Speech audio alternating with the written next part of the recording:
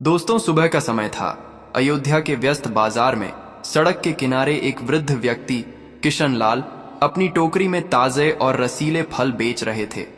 उनका चेहरा सुबह की धूप में चमक रहा था, जिस पर जीवन भर की मेहनत की लकीरें साफ दिखती थीं।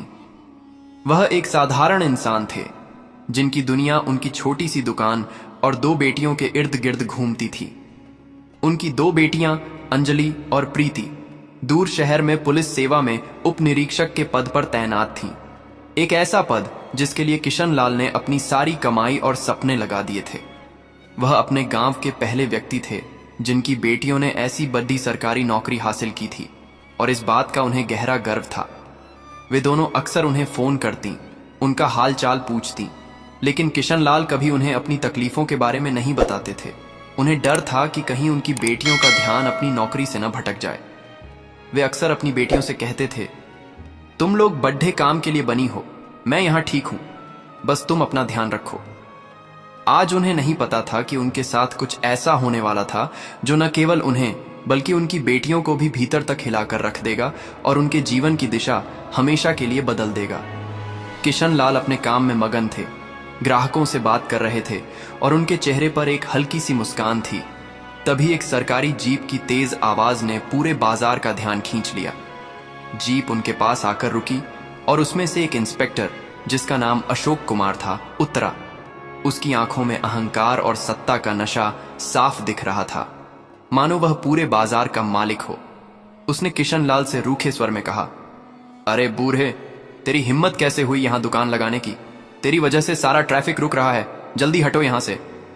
किशन लाल ने विनम्रता से कहा, साहब, मैं बस थोड़ी देर के लिए ही हूं, मैं अभी हट जाता हूं। लेकिन इंस्पेक्टर का अहंकार और बरैच गया। उसने किशन लाल की टोकरी को जोर से लात मारी। सारे फल सड़क पर बिखर गए और लोग तमाशा देखने लगे, मानो वे कोई फिल्म देख रहे हों। इंस्पेक्टर और भी गुस्से में बोला, क्या यह तेरे बाप की सड्डेक है? तुझे लगता है कि तू जहां चाहे वहां बैठ जाएगा और कोई कुछ नहीं बोलेगा? किशन लाल का दिल दर्द से भर गया था। उन्हें अपने अपमान से ज्यादा अपनी बेटियों के सपनों का अपमान महसूस हो रहा था। उन्होंने दर्द भरी आंखों से चारों ओर देखा, लेकिन किसी ने उनकी मदद के लिए हाथ नहीं बढ़ाया। सब बस चुपचाप खड्डी ढिए थे। किशन लाल ने अपने आंसू पोंछे और चुपचाप गिरे हुए फल उठाना शुरू कर दिया। उनके बूढ़े शरीर में दर्द हो रहा था, लेकिन अपमान का दर्द उससे कहीं ज्यादा था। लेकिन उसी भीड़ में राजन नाम का एक युवा पत्रकार भी था, जो एक गरीब परिवार से था और जिसके सोशल मीडिया पर काफी फॉलोवर थे। राजन ने यह अन्याय देखा और उसके भीतर का इंसान और पत्रकार एक साथ जाग उठे।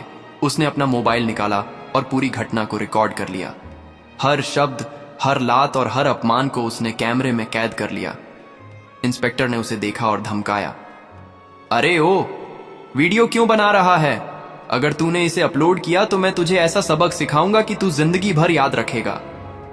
लेकिन राजन ने डरते हुए भी वीडियो को सुरक्षित रख लिया। किशन लाल भारी मन से घर लौट गए। उन्हें डर था कि कहीं उनकी बेटियों को यह सब पता न चले, क्योंकि वे जानते थे कि उनकी बेटियां बहुत संवेदनशील और न्याय के प्रति समर्पित हैं।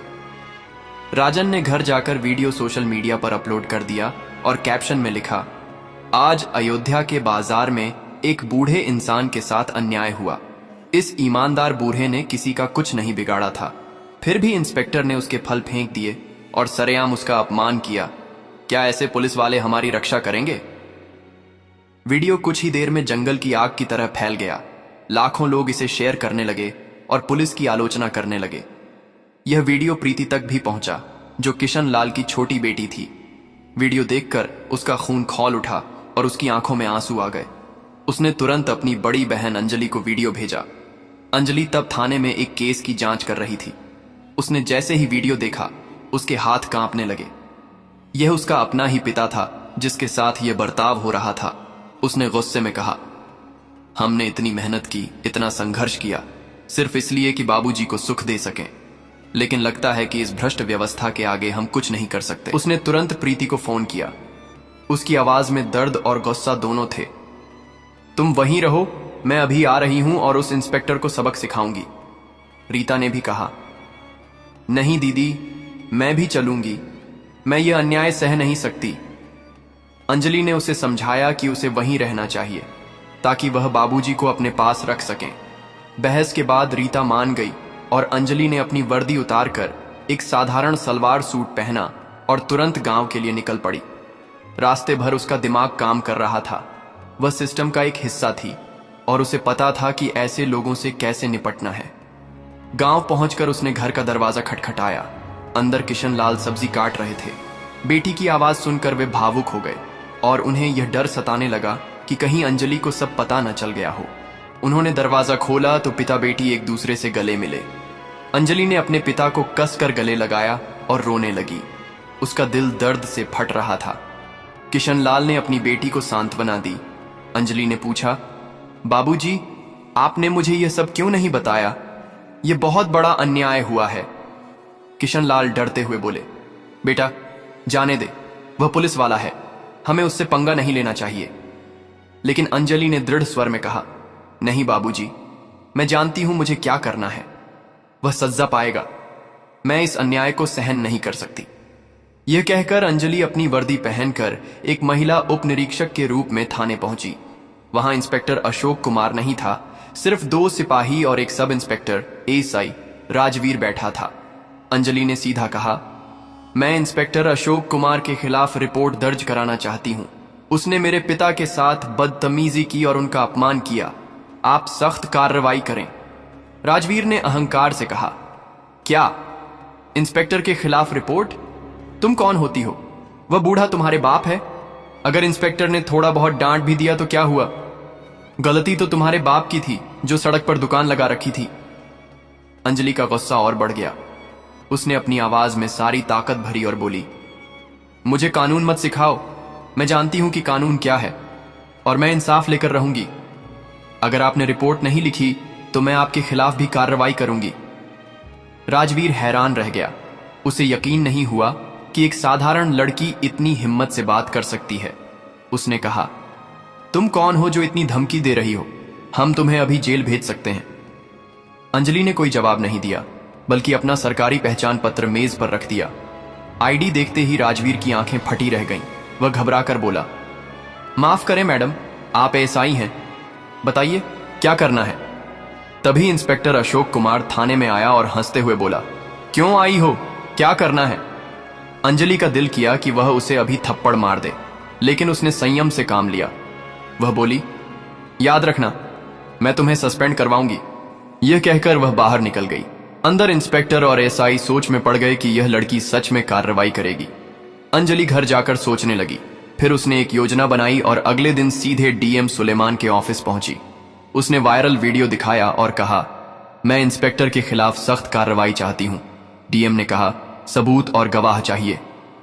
अंजलि ने राजन को ढूंढा, जिसने असली वीडियो दिया और वह गवाह बनने के लिए तैयार हो गया। फिर दोनों डीएम के पास पहुंचे और सबूत पेश किए। डीएम ने वीडियो देखकर कहा, इस इंस्पेक्टर ने अपने पद का दुरुपयोग करके गंभीर अपराध किया है।